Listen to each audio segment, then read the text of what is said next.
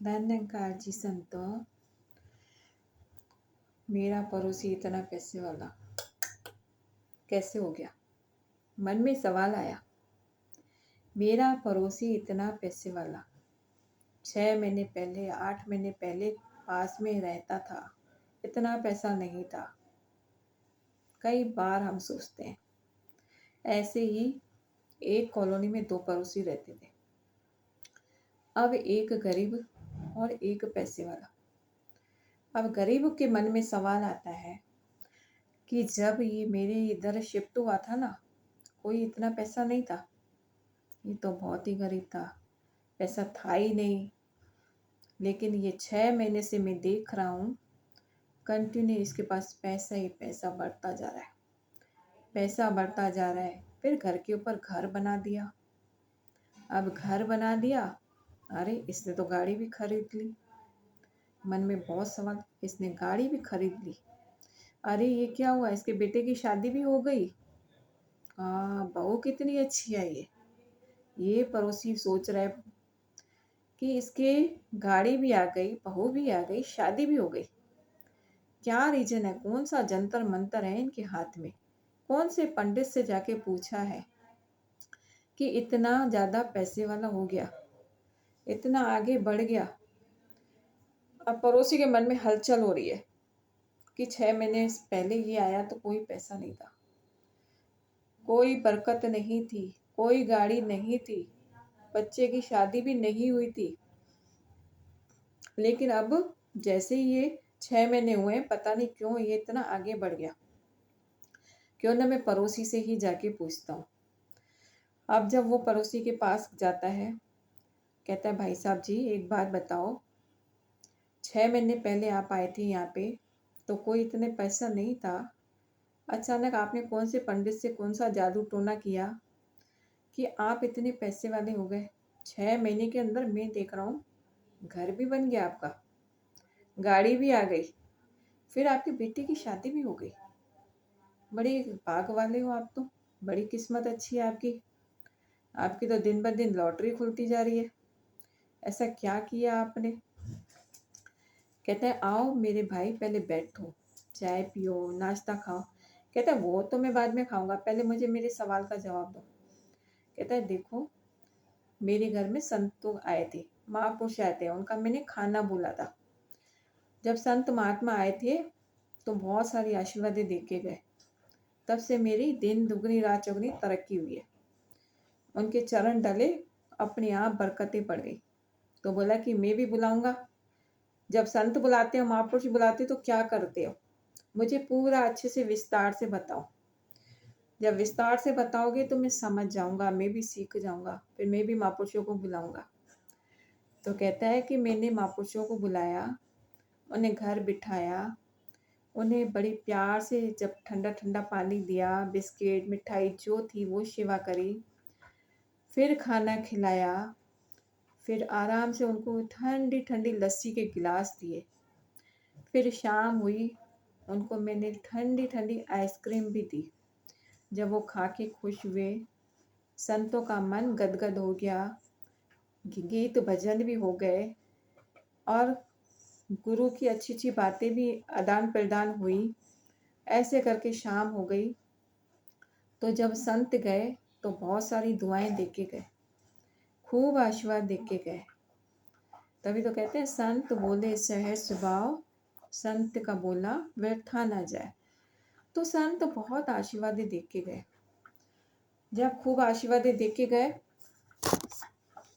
तो फिर मेरे को दिन दुगनी रात चौगनी तरक्की होने लगी, क्योंकि संतों के चरण पड़ते ही मेरा भाग्य चमक गया। तो बोला कि अच्छा मुझे भी बताओ, मैं भी महापुरुषों को बुलाऊंगा, मेरा भी भाग्य चमके।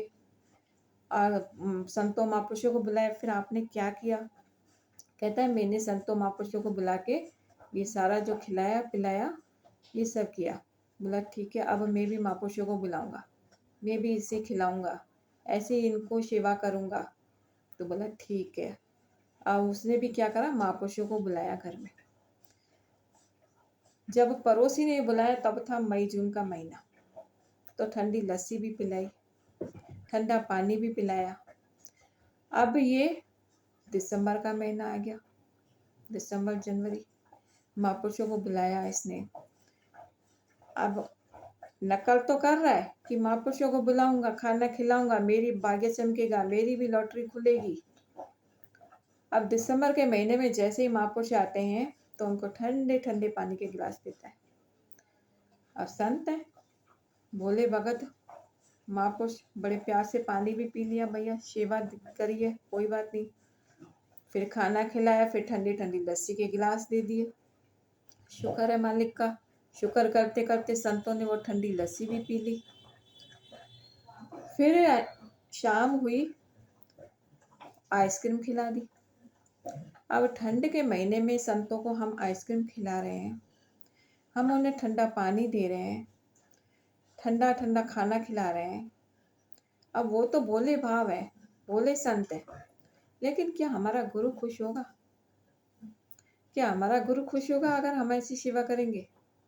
दिसंबर के महीने में हम ठंडी ठंडी आइसक्रीम खिला दें, ठंडा ठंडा पानी पिला दें, ठंडी ठंडी लस्सी पिला दें और ऊपर से पंखे और कूलर एसी चालू कर दें, तो क्या गुरु खुश होगा?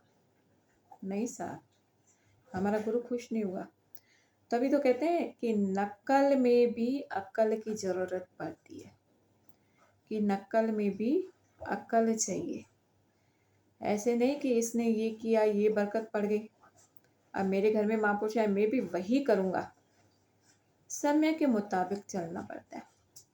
मई जून का महीना है तो ठंडा भी अच्छा लगेगा, दिसंबर का महीना है तो कॉफ़ी चाय अच्छी लगेगी, सूप अच्छा लगेगा, गरम गरम नाश्ता, गरम गरम रोटी अच्छी लगेगी।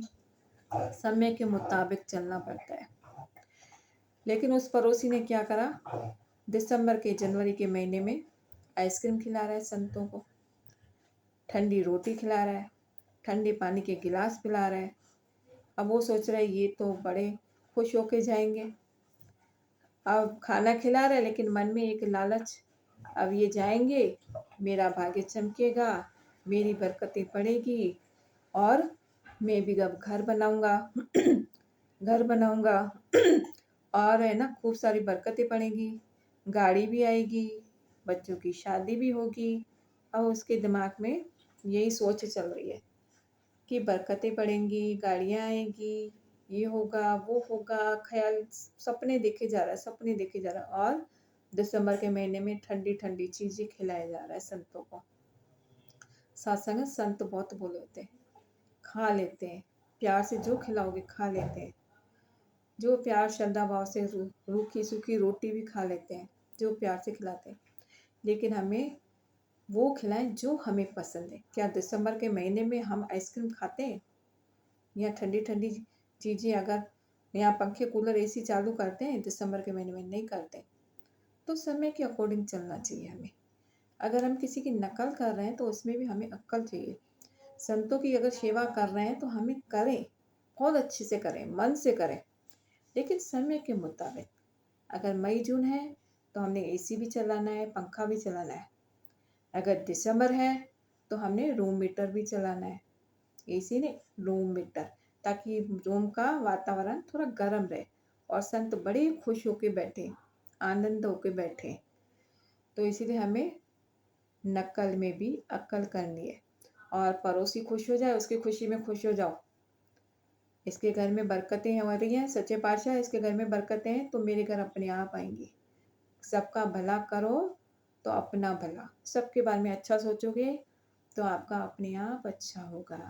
दयानंद जी।